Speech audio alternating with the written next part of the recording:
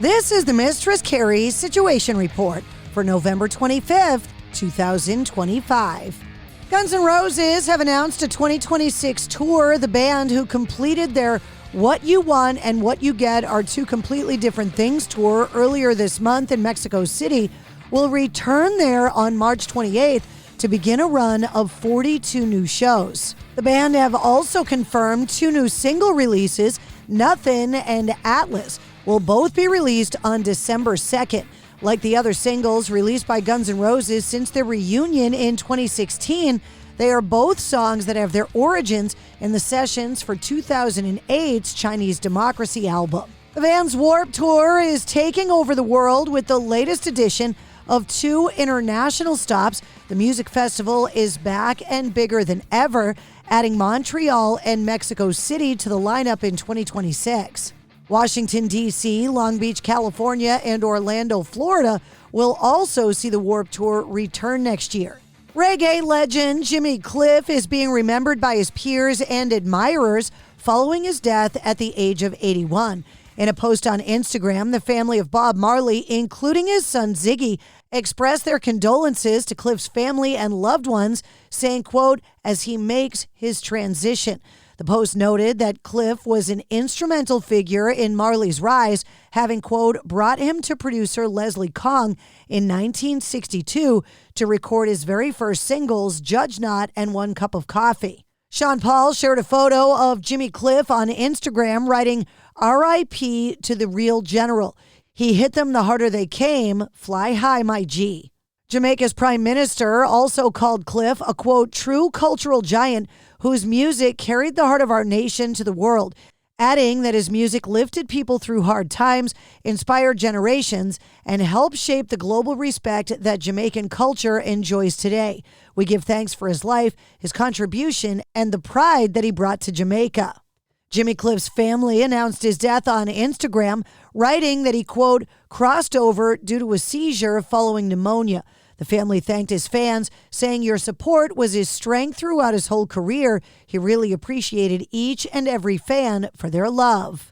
It's been almost 10 years since Anthrax released their album For All the Kings.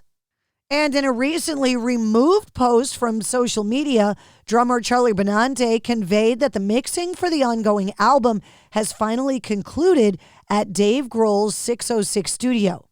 No word on when the album is getting released. And speaking of Dave Grohl, the Pink Pop Festival announced the lineup for 2026 that includes 21 Pilots, The Cure, and the Foo Fighters. Pink Pop is the world's longest-running continuous open-air pop festival, is set to run between June 19th and June 21st, and will return to the usual spot of Landgraaf in the Netherlands. Oasis have announced a, quote, pause as they reflect on their huge Live 25 reunion tour that ended in Brazil last night.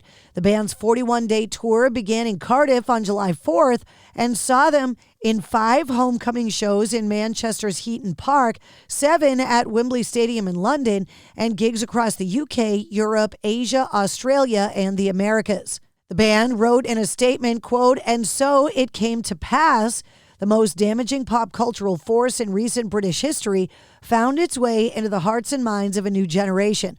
From Gallagher Hill to the River Platte, from Croke Park to the banks of the Royal Canal to the City of Angels, the love, the joy, the tears, and euphoria will never be forgotten.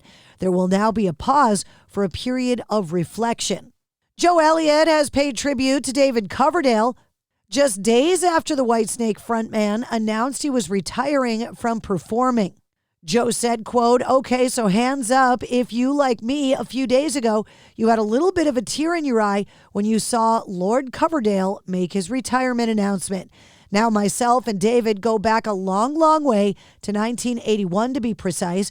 Def Leppard and Whitesnake toured together many, many times, and I've gotten to know him. We, as Def Leppard, recording High and Dry and the recording of Whitesnake's album, Saints and Sinners.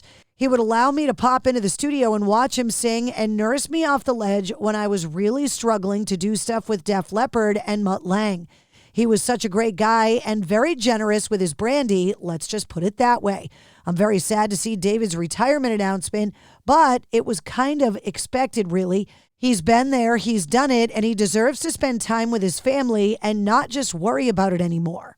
And Hailstorm have paid homage to the newly inducted Rock and Roll Hall of Fame, Bad Company. As part of a new tribute album, Can't Get Enough, a tribute to Bad Company, Hailstorm have released their cover of the 1975 classic Shooting Star with Bad Company vocalist and guitarist Paul Rodgers guesting on the track. The official video is now available online. Lizzie Hale commenting, saying, "Rock and roll with a soul wouldn't exist without Paul Rodgers.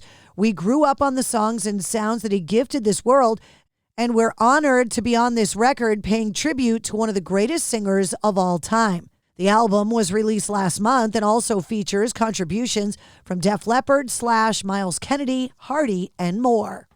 And that's your sit rep. For more details on all the stories, check the links in the show notes of this episode.